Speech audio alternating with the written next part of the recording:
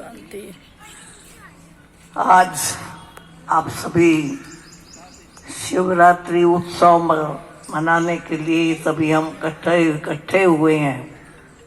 देखो, नाम ही है शिवरात्रि। किसी का भी जन्म चाहे रात को हो, चाहे 2 बजे हो, चाहे 1 बजे हो, चाहे 12 बजे हो, लेकिन किसी के जन्मदिन को हम रात्रि नहीं कहते हैं, उसका जन्म रात्रि। हमेशा ही कहते हैं ना उसका जन्मदिन है।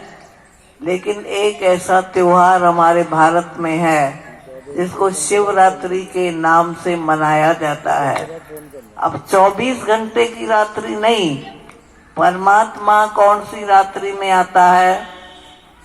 रात्रि में अंधकार होता है।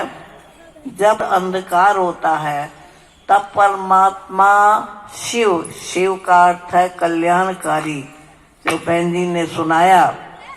तो इसका मतलब उसको सदा शिव कहते हैं, सदा कल्याणकारी है। उसका जन्म यानी अवतरण होता है। परमात्मा निराकार है और परमात्मा का रूप जो है वो है ज्योतिर्लिंगम। इसीलिए आप मंदिरों में जाएंगे तो जो शिव की मूर्ति दिखाते हैं वो एक शिवलिंग के रूप में आपको मिलती है। हर साल शिवरात्रि मनाते हैं, लोग व्रत रखते हैं, मंदिरों में जाते हैं और उसी शिवलिंग के ऊपर पानी चढ़ाते हैं, दूध चढ़ाते हैं, फल चढ़ाते हैं। इसका मतलब कि परमात्मा को अर्पण करते हैं।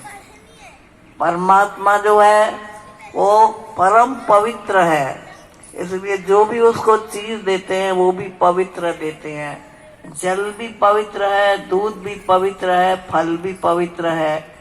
तो प्रैक्टिकल में देखा जाए तो शिव परमात्मा ने जब अवतरण लिया तो कलयुग के अंत में जब घोर अंधकार हो गया, कौन सा अंधकार? ये जो रात दिन वाला अंधकार नहीं, लेकिन मनुष्य जो इन 5 विकारों के अंधकार में यानी अज्ञान में फंस गया। अज्ञान अंधकार है, उस अज्ञान के अंधकार में फंस जाता है, दुखी होता है, अशांत होता है।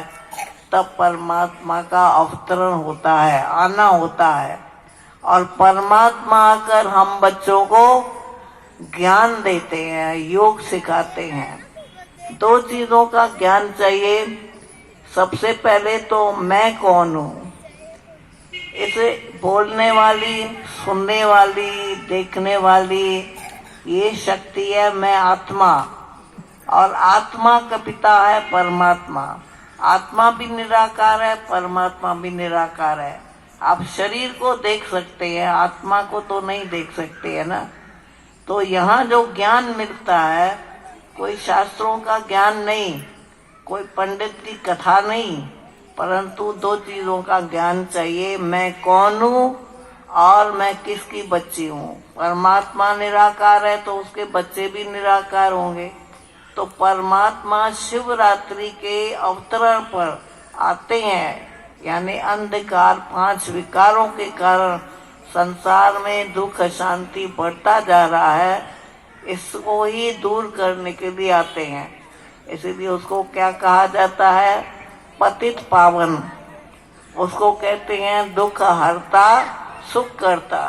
आप देखेंगे जब मनुष्य को बहुत दुख होता है तो हे भगवान मेरे दुख दूर करो, हे परमात्मा मेरे को सुख दो। यानी आगे पीछे कभी परमात्मा को कोई न भी याद करे, लेकिन जब दुखी होते हैं, चाहे तन का दुख है चाहे मन का दुख है, तो भगवान को याद करते हैं, समझते हैं कि दुख दूर करने वाला तो परमात्मा है।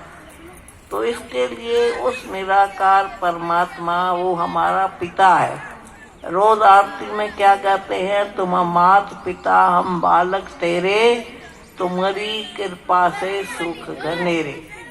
परमात्मा जो हमारा मात पिता है, हम उस आत्माएं उनके सब बच्चे हैं।